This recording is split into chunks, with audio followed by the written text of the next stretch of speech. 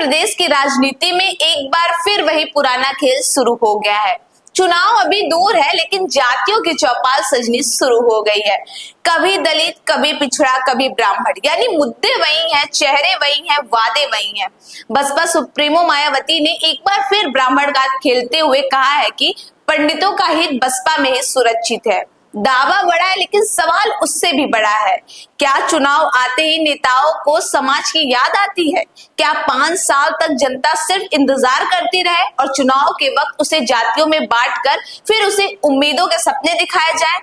बेरोजगारी पर सन्नाटा, महंगाई पर चुप्पी, लेकिन जातियों के समीकरणों पर बयानबाजी पूरे सवास पर है।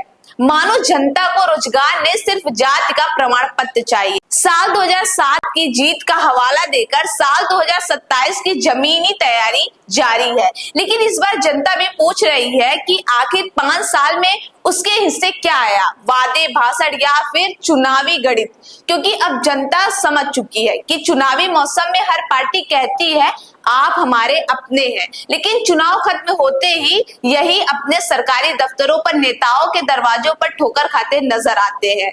सवाल सिर्फ ब्राह्मण वोट का नहीं, सवाल उस मतदान का है जिसे हर चुनाव में सम्मान, विकास और भरोसे का वादा दिलाया जाता है, लेकिन हकीकत में अक्सर सिर्फ इंतजार ही मिलता है।